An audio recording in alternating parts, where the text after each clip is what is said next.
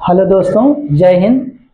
आज हम ब्लड का नेक्स्ट पार्ट लेके आए हैं और जो टॉपिक का नाम है, ब्लड के टॉपिक का नाम है वह कशेरुकी स्तनधारी में रक्त या रुधिर कणिका के प्रकार, टाइप्स ऑफ ब्लड कार्पसल्स।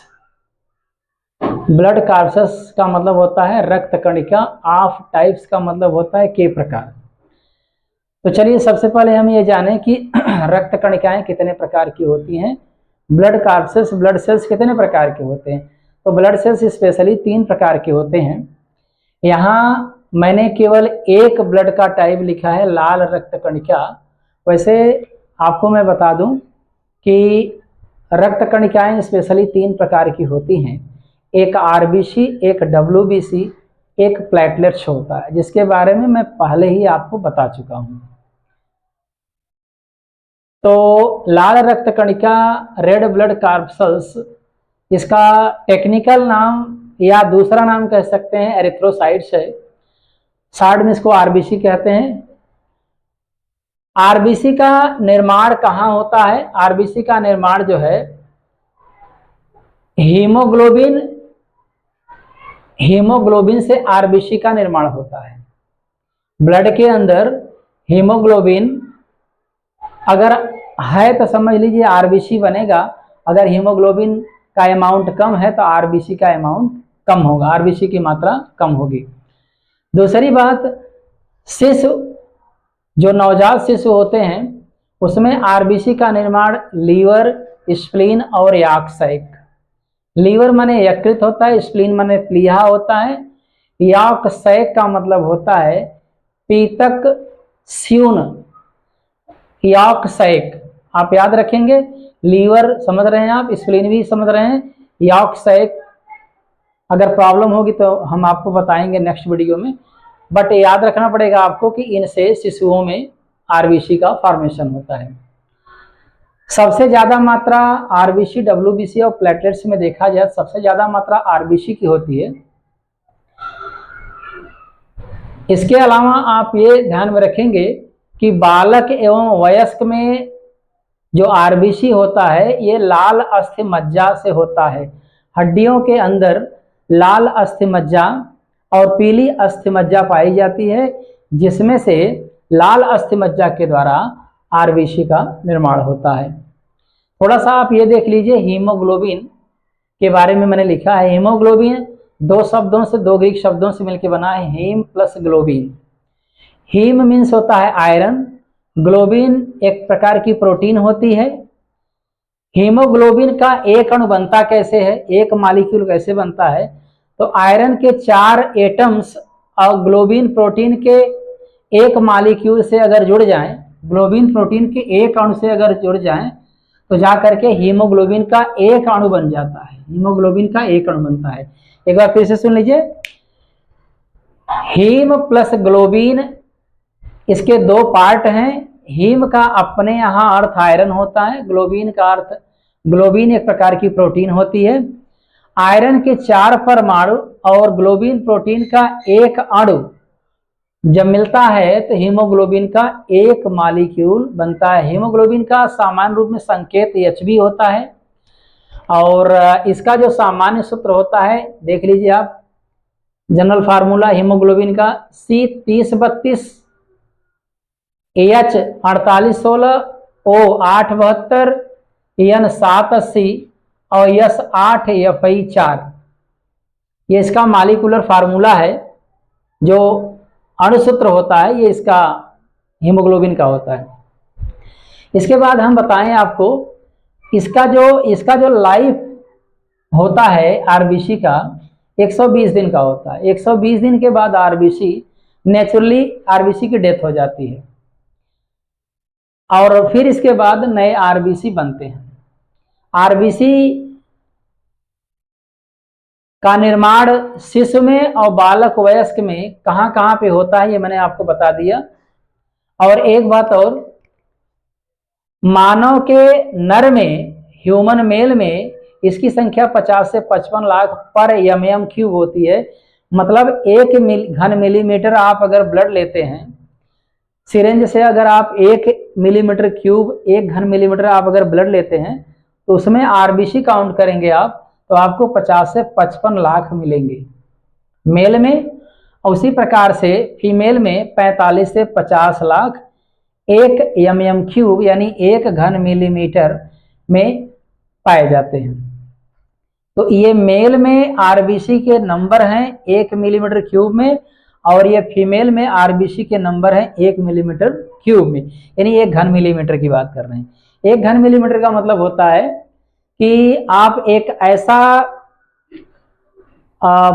बर्तन लीजिए, बहुत छोटा सा बर्तन लेना है, 1 मिलीमीटर आपकी लंबाई हो, 1 मिलीमीटर चौड़ाई हो और 1 मीटर गहराई हो, इतने स्थान में जितना ब्लड आ जाए आप किसी मनुष्य का ब्लड ले लीजिए और उसमें देख लीजिए कि 1 मिलीमीटर लंबाई, 1 मिलीमीटर चौड़ाई, 1 मीटर ऊंचाई में या गहराई में कितना ब्लड आया, उसमें से आरबीसी आप काउंट कर लीजिए तो आपको पता चल जाएगा कि कितने मेल में होंगे और कितने फीमेल में होंगे। हमें लग रहा है आपको समझ में आ रहा है। 1 मिलीमीटर क्यूब यहाँ पर मिलीमीटर क्यूब का अर्थ क्या होता है। इसके बाद आपको बता दें कि हीमोग्लोबिन ऑक्सीजन के साथ जब जुड़ती है तो शुद्ध रक्त बनाती है और शुद्ध रक्त हमेशा धमनियों में आर्टरीज में बहते हैं। हीमोग्लोबिन जब कार्बन डाइऑक्साइड के साथ मिलती है तो खून अशुद्ध हो जाता है और अशुद्ध खून सिराओं में बहता है, वेन्स में बहता है। हालांकि एकदम 100% सत्य नहीं है। हार्ट में आर्टरी, एक आर्टरी और एक वेन होते हैं, जिसमें आर्टरी में शुद्ध खून बहता है और वेन में शुद्ध खून बहता है। तो इसकी चर्चा हम बाद में करेंगे आपसे।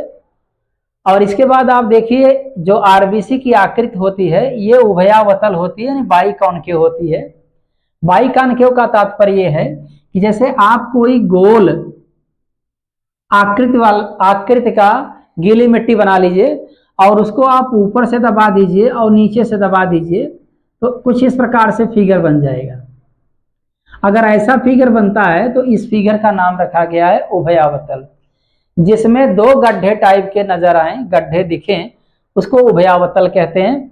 इसके बाद आरबीसी में मैंने लिखा है केंद्रक नहीं होता है, लेकिन इसके कुछ अपवाद हैं। ये जो स्तनधारी की बात कर रहे थे, स्तनधारी के आरबीसी की बात कर रहे थे, उन स्तनधारियों में से कुछ स्तनधारी वर्टिब्रेट मैमल्स ऐसे हैं जिसके आरबीसी में न्यूक्लियस नहीं पाया जाता है। ये ऊंट एवं लामा के आरबीसी में न्यूक्लियस होता है, जबकि ये स्तनधारी होते हैं। जबकि स्तनधारियों में, हम लोगों में, गाय भैंस वगैरह में, इनमें इनके आरबीसी में न्यूक्लियस नहीं होता है। लेकिन यहाँ पर ये मैमल ही हैं, लेकिन इनके, मैमल मतलब स्तनधारी हैं, इन स्तनधारियों की आरबीसी में न्यूक्लियस पाया जाता है। इसके बाद थोड़े से कार्य की बात कर लें, इसकी आरबीसी के कार्य की। आरबीसी ऑक्सीजन को ले जाता है, ब्लड में ऑक्सीजन की सप्लाई करता है, यानी ऑक्सीजन का वाहक होता है। वाहक माने ले जाने वाला। तो ऑक्सीजन को ढोने का काम करता है आरबीसी। और आरबीसी में बात करें, ऑक्सीजन को ढोने का काम करता है हीमोग्लोबिन, क्योंकि हमने पहले ही बता दिया है आरबीसी मतलब हीमोग्लोबिन मॉलिक्यूल जिसके अंदर होंगे उसमें आरबीसी होगा। तो ऑक्सीजन का वाहक का मतलब होता है ऑक्सीजन को ढोने का काम करता है। ऑक्सीजन अगर आरबीसी नहीं लेकर ढोएगा तो श्वसन की प्रक्रिया में प्रॉब्लम होगी, सांस लेने में दिक्कतें आएंगी, तकलीफ होगी। इसके बाद आरबीसी का दूसरा कार्य है शरीर के अंतः वातावरण के अंदर, अंतः वातावरण का मतलब शरीर के अंदर की बात कर रहे हैं, जो पीएच होता है उसको बनाए रखता है। जो आरबीसी होता है शरीर के अंदर के वातावरण के पीएच को क्या करता है, मेंटेन किए रखता है। और आरबीसी में बात करें तो हीमोग्लोबिन ही है जो पीएच को मेंटेन करता है। इसके बाद तीसरा पॉइंट है CO2 को एंजाइम कार्बोनिक एनहाइड्रेज, ये एक प्रकार का एंजाइम होता है इसी की मदद से CO2 को सहायता से, फिर से सुन लीजिए, CO2 को एंजाइम कार्बोनिक एनहाइड्रेज की सहायता से फेफड़ों में ले जाने का काम करता है। तो फेफड़ों में CO2 अगर जा रही है तो एंजाइम कौन मदद कर रहा है? Carbonic anhydrase. कार्बोनिक एनहाइड्रेज के बारे में हम आपको आगे चर्चा करेंगे, आपको बताएंगे। इसके बाद चौथा पॉइंट है, रक्त की सांद्रता को बनाए रखने का काम भी हमारा RBC करता है। तो RBC के ये कुछ कार्य हैं, और एक बार पुनः वीडियो को हम रिवाइज कर देते हैं, देख लीजिए। RBC मतलब रक्त कणिका के प्रकार चल रहा था, जिसमें मैं पहला पॉइंट RBC लेके आया हूं। ये RBC सामने है आपके। RBC बनता कैसे है? हीमोग्लोबिन से। हीमोग्लोबिन कहाँ पाया जाता है, या RBC कहाँ पाया जाता है? शिशु में, लीवर में, स्प्लीन में, यॉर्क में।